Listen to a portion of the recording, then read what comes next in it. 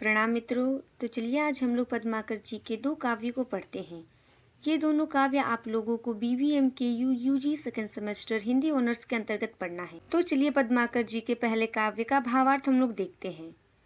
कुलन में केलिन कछारन में कुंजन में, क्यारिन में कलिन कलिन किलकत है, कहे पद्माकर परागन में पुनहू में, पानन में पिकन पलासन पंगत है, द्वार में दिसान में दूनी में देश देशन में, देखो दीप दीपन में दीपत दिंगत है, बिथिन में ब्रज में नबेलिन में बेलिन में, बलन में बागन में बगरो बसंत है। इन पंक्तियों में कवि पद्माकर जी ने वसंत ऋतु का बड़ा ही चित्ताकर्षक वर्णन किया है। उन्होंने इन पंक्तियों में बताया है कि किस प्रकार जब वसंत का आगमन होता है तो समस्त प्रकृति सौंदर्यवान हो जाती है। तो चलिए इसके भावार्थ को समझते हैं। कूलन में केलिन कछारन में कुंजन में। कवि कहते हैं कि कूलन में अर्थात यमुना के किनारों में, केलिन यानी कि समस्त क्रीड़ाओं में, कछारन में अर्थात जो तट है उसमें और तट की मिट्टी में, कुंजन यानी कि उपवन में, क्यारिन में फूलों की क्यारियों में, कलिन कलिन किलकत है अर्थात कलियों के चटकने की आवाज में, अर्थात इन समस्त चीजों में जो वसंत है वह किलकारियां मार रहा है। यानी कि जब वसंत का आगमन होता है तो वसंत प्रकृति को सौंदर्यवान बना देता है और प्रकृति की समस्त वस्तु वसंत से प्रभावित होती है। आगे कवि कहते हैं कि कहे पद्माकर परागन में पुनहू में, अर्थात आगे पद्माकर जी कहते हैं कि जो वसंत है वह पराग के कणों में अर्थात पुष्प के पराग कणों में है, पुनहू में अर्थात वायु में व्याप्त खुशबू में, पानन में यानी कि पवन के मंद मंद गति से चलने में, पीकन यानी कि कोयल की आवाज में, पलासन पंगत है पलास के वृक्षों में वे पल रहे हैं, अर्थात प्रकृति के समस्त चीजों में वसंत का निवास है और वसंत प्रकृति को सौंदर्यवान बना रही है।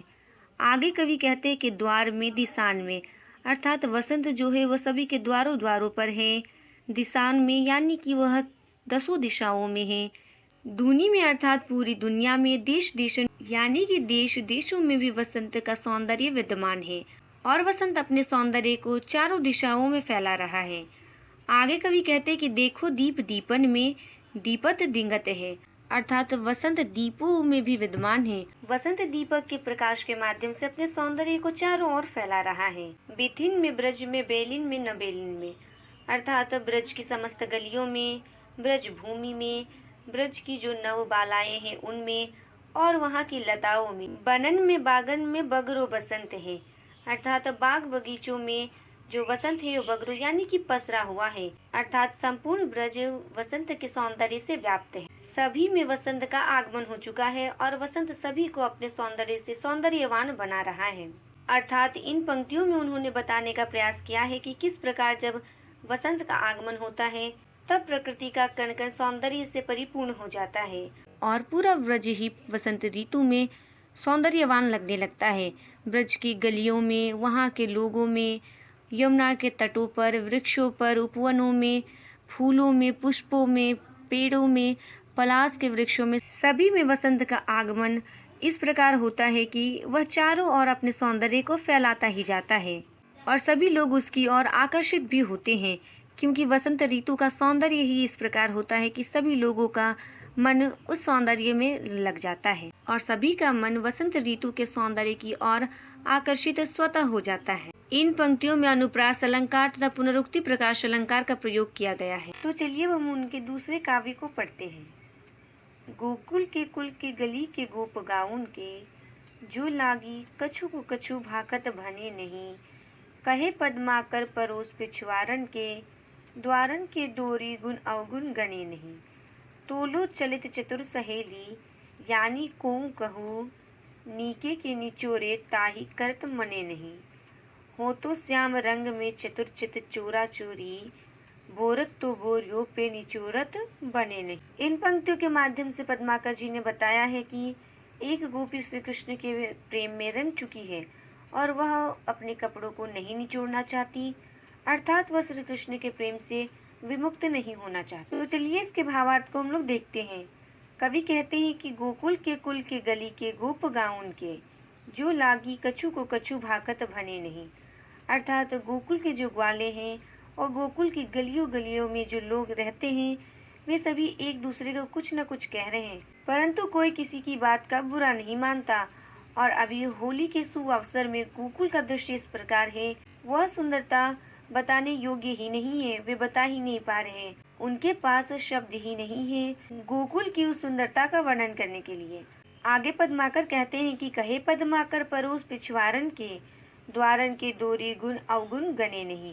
अर्थात पद्माकर जी आगे कहते हैं कि होली के शुभ अवसर में ब्रज के सभी लोग एक दूसरे के पड़ोस में, लोगों के घर के पिछवाड़े में, सभी के द्वारों में दौड़ दौड़ करके जाते हैं और एक दूसरे को रंग लगाते हैं।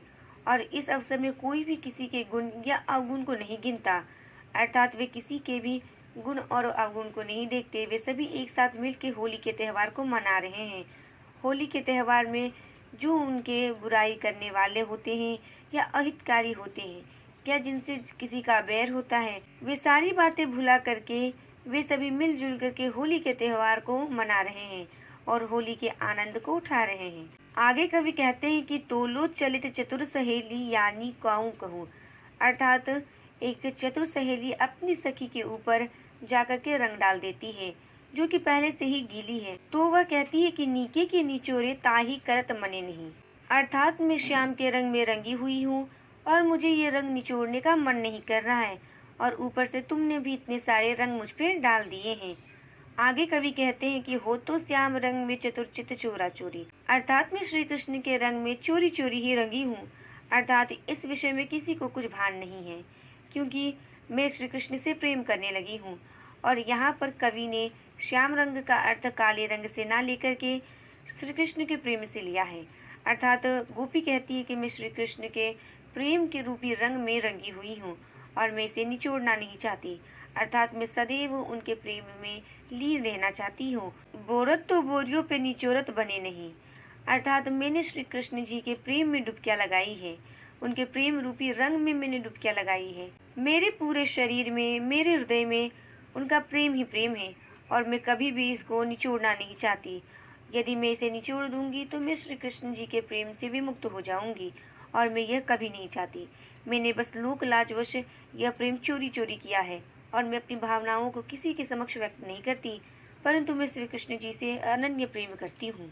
अर्थात कवि ने बहुत ही चतुराई के साथ बताया है कि होली के अवसर में ब्रज का वातावरण किस प्रकार रहता है, और उसी के साथ साथ होली के रंग से ही उन्होंने गोपियों के प्रेम को भी प्रकट किया है कि किस प्रकार गोपी श्री कृष्ण के रंग में रंगी हुई है, उनके प्रेम में डूबी हुई है, और वह कभी भी नहीं चाहती कि वे अपने कपड़ों को निचोड़े और उसे सुखाए, ताकि वह सदैव श्री कृष्ण के प्रेम में लीन रह सके, कभी भी श्री कृष्ण उनके हृदय से बाहर न जा सके। इन पंक्तियों में श्लेष और अनुप्रास अलंकार का प्रयोग किया गया है और इसकी भाषा ब्रज भाषा है, जिसमें तद्भव शब्दों का भी प्रयोग है। यहीं पर कवि पद्माकर जी के दोनों पद समाप्त होते हैं। धन्यवाद।